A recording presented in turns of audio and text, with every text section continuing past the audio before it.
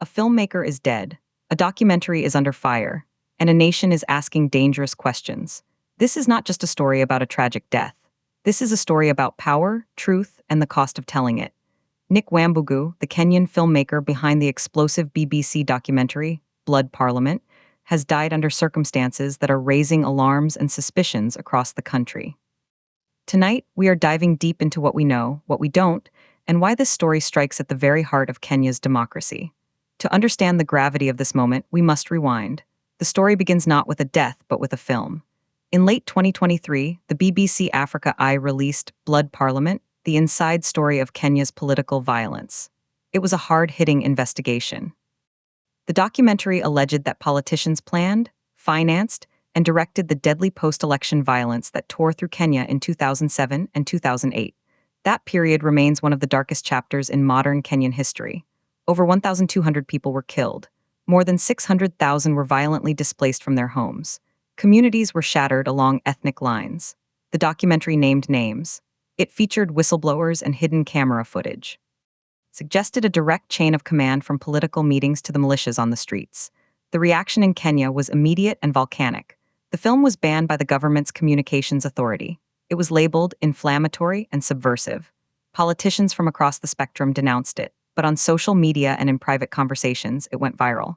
It reopened old wounds, and it pointed fingers at powerful figures, some of whhom remain in influential positions today. Into this firestorm stepped Nick Wambugu, a respected, award-winning investigative journalist and filmmaker with over 15 years of experience. He had worked with major international outlets. He was known for his courage and meticulous research. He was the lead researcher and a key producer on Blood Parliament. He was, by all accounts, the man who helped piece the difficult story together. His death on April 18, 2024, was announced by his family. They called it sudden. They requested privacy. But in the absence of official details, a vacuum formed. And in that vacuum, theories and fears have rushed in. Here are the core facts as we currently know them. Nick Wambugu died on Thursday, April 18th. He was 48 years old. Initial, unconfirmed reports from colleagues suggested he succumbed to a brief illness. However, no specific cause of death has been officially released by medical authorities or a detailed family statement. Announcement of his passing coincided with a period of intense legal and political pressure surrounding the documentary. Just weeks before his death, a Kenyan court had rejected the government's attempt to permanently ban the film.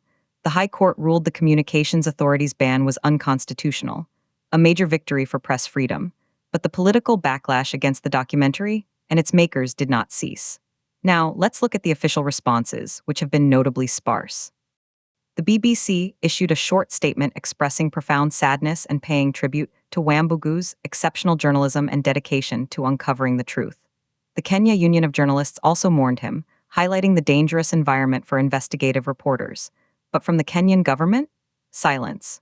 No official statement from the Ministry of Information. No comment from the Directorate of Criminal Investigations regarding any need to look into the circumstances. This official silence is, for many analysts, deafening. It contrasts sharply with the government's very loud and very public condemnation of the film itself. We must also talk about the numbers.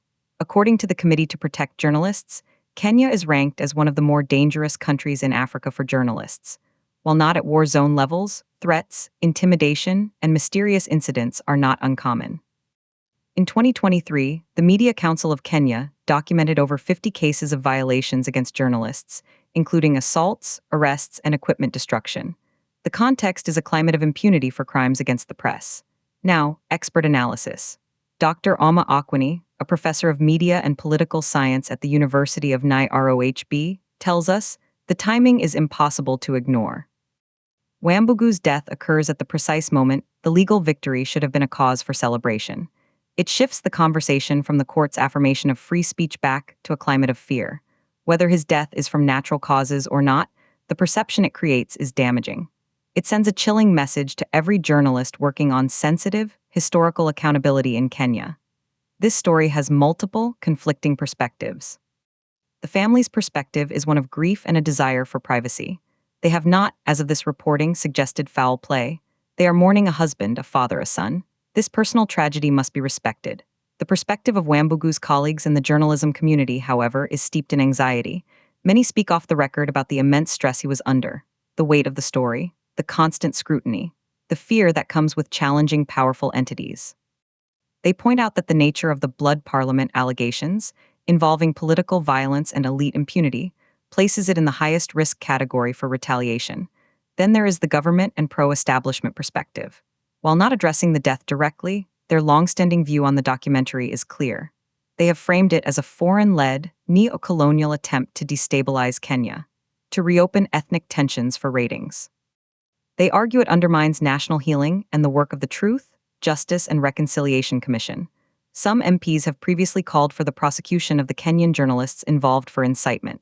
From this viewpoint, Wambugu was a participant in a harmful project, and his death, while tragic, is a separate private matter. Internationally, the reaction is growing. The BBC's commitment to airing the documentary despite the ban was a statement in itself. International press freedom groups like Reporters Without Borders are monitoring the situation closely. They have not made allegations, but stress that any death of a journalist working on a contentious investigation must be met with transparent and thorough inquiry. The deeper analysis here is about the life cycle of truth in a polarized society. Blood Parliament did more than report on past events. It challenged the official narrative of reconciliation without full accountability. It suggested that the architects of violence not only escaped justice, but retained power and wealth. Wambugu's death, in this context, becomes a new chapter in that same story. It raises the question, is the past truly past, or does it continue to exert control over the present, silencing those who dare to excavate it fully? The implication is that investigating historical political crimes in Kenya carries a risk that extends far beyond legal battles and into the realm of personal safety. How does this affect ordinary Kenyans? First, on a human level, it is a reminder of the very real, very personal cost of the 2007-2008 violence. For survivors and families of victims who saw Blood Parliament, Wambugu was someone finally amplifying their search for answers. His death feels to them like another loss, another voice gone. It deepens their sense that the full truth is perpetually out of reach, guarded by a wall of fear and silence. Economically, the impact is about Kenya's image.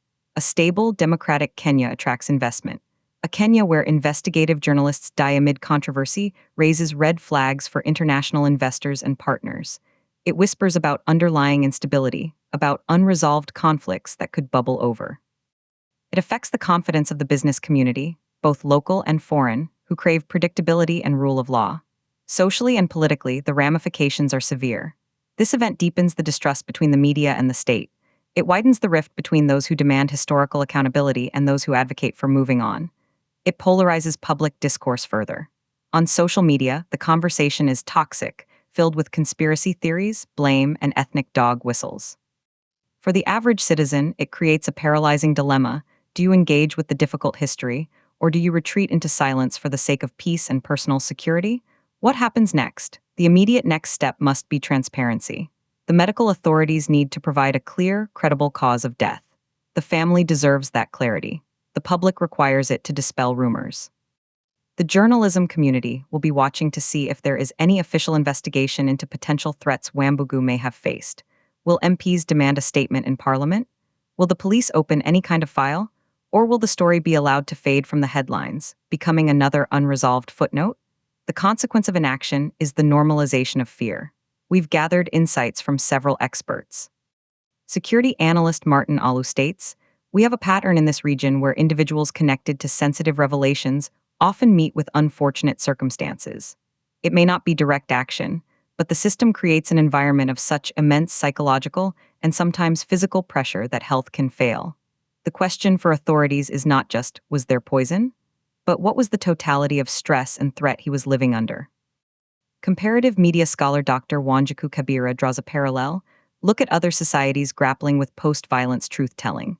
In South Africa after apartheid, the TRC offered amnesty in exchange for truth.